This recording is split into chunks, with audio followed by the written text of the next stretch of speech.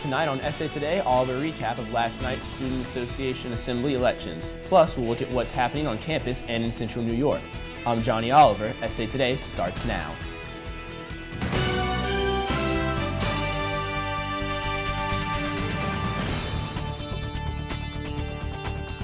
Last night's Student Association meeting was a busy one, with elections for the General Assembly taking place. SA members met in Maxwell Auditorium to elect 8 new leaders. The 6 new Assembly representatives elected are Julie Jun, Edward Shao, Fanta Sharif, Caitlin Smith, Spencer Kopko, and Madison Albert. Ivana Ojeda is the new undergraduate representative of the University Senate, and Danit Maor is the new member of the Judicial Review Board. And after an hour-long debate and multiple rounds of voting, SA elected a new member to the Alumni Board. After the meeting was adjourned, an Assembly member discovered the votes were miscounted and the winner of the election did not have enough votes. SA will now continue discussion and voting for the position next week. The elections weren't the only important announcement made at last night's meeting. President Aisha Sadat announced that this year's CUES conference will take place on April 24th. Planning for the event is underway. She also informed the Assembly that she continues her efforts to bring the ride-sharing company Uber to Central New York. A vote in Albany is expected to take place in late March or early April. That could change state law to include ride-sharing services and insurance regulations. And Vice President Jane Hahn continued to talk about her efforts in creating the bike-sharing program at SU.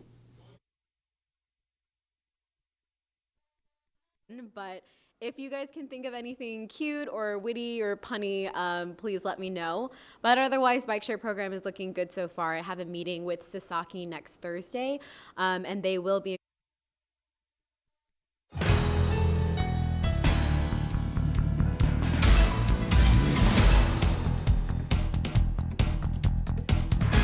The Raymond Carver reading series is set to start on campus tomorrow. Poet Roger Reeves is the first of many writers giving a reading this semester. The series brings about 14 well-known writers to campus each year. The event starts at 3:45 p.m. in Gifford Auditorium. Reeves will discuss his success as a poet. Students from the Living Writers course will be there for class, and all other students are welcome to attend for free.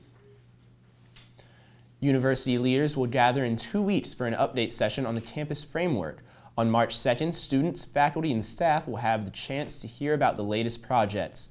The campus framework works to shape, guide, and manage campus environment. This includes focusing on issues and goals for campus building sites and creating better parking, utilities, and landscapes. All students and faculty members are encouraged to attend. U.S. Senator Charles Schumer has a new plan to help out SU and college students across the country. Yesterday, Schumer unveiled his legislative plan to lower debt for college students. He promised this issue would be the top priority for Senate Democrats this year. If the bill is approved, it will provide 2 years of free community college to about 9 million students nationwide. Schumer even stopped by Edgar's Hall to encourage students to join the campaign that is affecting many on campus.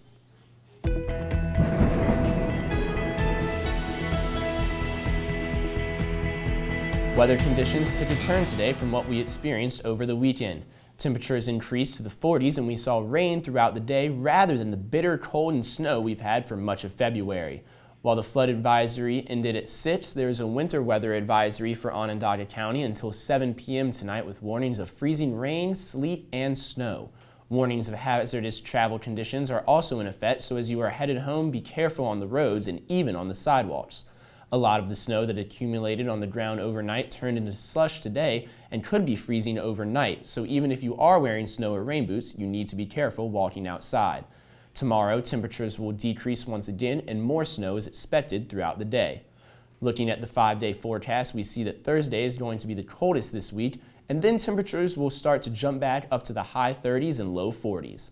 Lots of precipitation this week as we are looking at rain towards the end of the week and then over the weekend.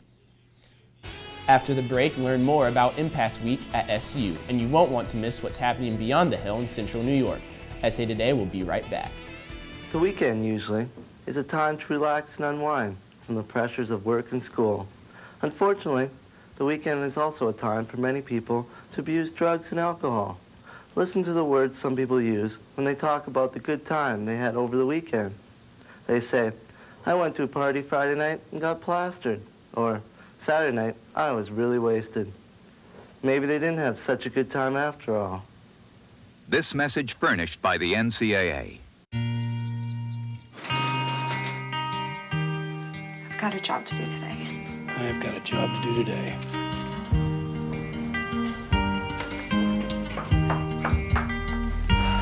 Have a good first day at work, Mom.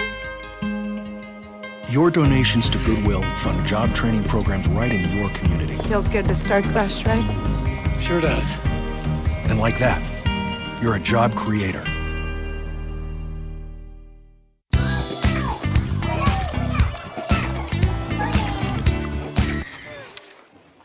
Looks like it's done.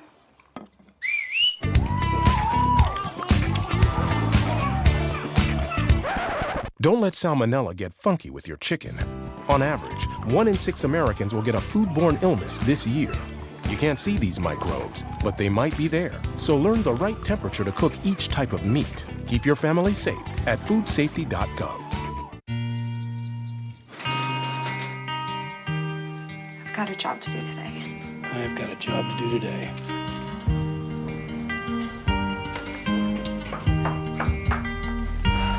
Have a good first day at work, Mom. Your donations to Goodwill fund job training programs right in your community. Feels good to start fresh, right? Sure does. And like that, you're a job creator.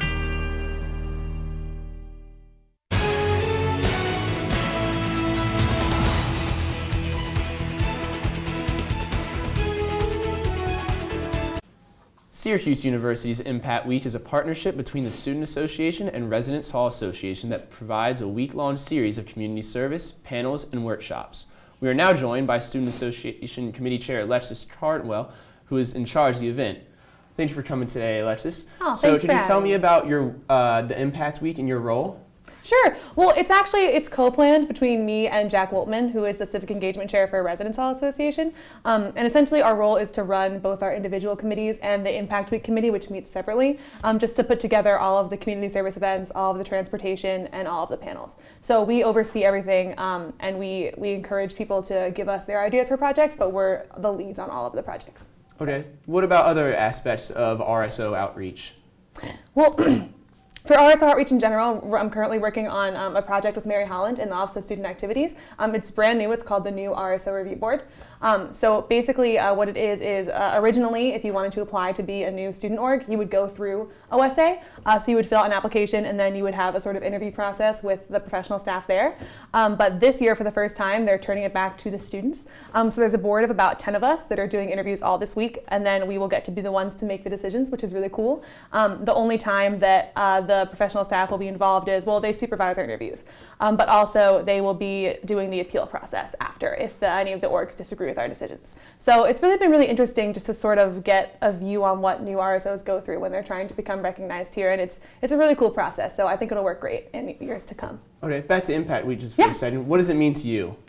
Oh, so much. To me, Impact Week is all about bridging the gap between us and the community. I really think that as Syracuse students, we just don't pay enough attention to what's going on past our campus. And so just being able to go out into the community last semester, all our work with CUSE Cares that we did, being able to go spend time at the Boys and Girls Club and at Salvation Army, Samaritan Center, and just sort of see all the great work that people are doing, just to be able to have this opportunity to give back to them, to donate to them, to send them volunteers is just really, really exciting to me. And, just they've taught me so much. So I'm just really thankful that I get to find this way to give back. All right, thank you for coming on the show today, Alexis. Oh, sure.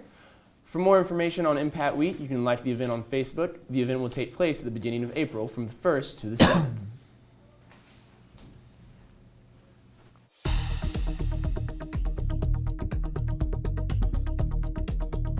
Syracuse police are investigating a stabbing that occurred late last night. Officers were dispatched to the 100th Street of Remington Avenue around 9 p.m. Police say a 55-year-old male was stabbed and taken to Upstate University Hospital. The victim sustained a small wound on his left chest area and is in stable condition. The suspect is described as a black male wearing all black clothing. The Syracuse Police Department will continue their investigation and are asking for anyone with information to call in at 315-442-5222. Anonymous tips can also be submitted using the SPD Tips app. A Cazenovia woman's killer was sentenced to 25 years in prison this morning. Stephen Shumata stabbed Amy Bradstreet to death during a domestic incident in August of 2014, leaving behind her 2 sons. During the sentencing, Shumata expressed regret for the death. 2 homeless shelters in Syracuse are now under the spotlight, and it's not for giving back to the community. Auditors realize that Catholic Charities Emergency Shelter and the Dorothy Day Shelter are operating without required state certification. These homeless shelters are just few of many across the state that auditors have searched for unacceptable living conditions. This comes at a time when homelessness is an especially big problem on cold winter nights. Over 2,000 people were without power this morning in Skaneateles. Electrical equipment failed, leaving the majority of the people in the area who are served by National Grid without power. According to the National Grid spokesperson, the failure is not due to the weather, but caused by a failure at one of the company's substations. Small outages were also reported in other areas, including Syracuse, Onondaga, and DeWitt. Yesterday kicked off Downtown Dining Week in Syracuse. During the week, participating restaurants typically serve 3-course meals for only $25. There are 29 restaurants participating this year, including Empire Brewing Company, Dinosaur Barbecue, Funkin' Waffles, and Modern Malt. The event runs until the end of February, so there is still plenty of time to enjoy the deals. For more information about the menus restaurants are offering, visit downtownsyracuse.com. When we come back, one last look at the weather, plus a recap of last night's Grammys. You don't want to miss it. Wow, these are really good. You act surprised.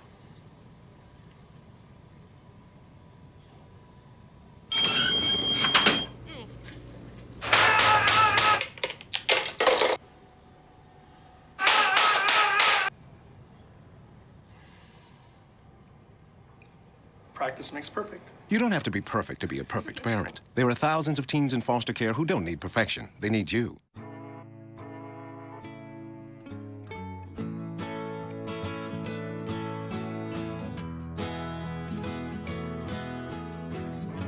Wake the sun, tell him that I've begun to dream of things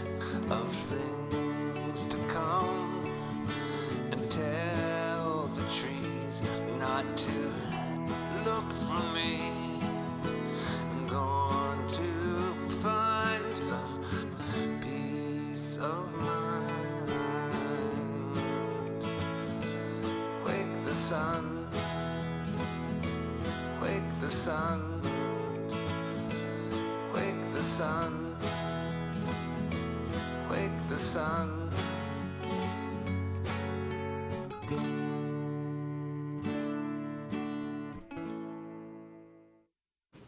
Temperatures are expected to drop down to 25 degrees tonight, and we could be looking at some more snow showers this evening. Be careful, because some of that snow that melted today and the rain that was coming down all morning could be freezing again overnight. The roads may freeze over, so be on the lookout for black ice.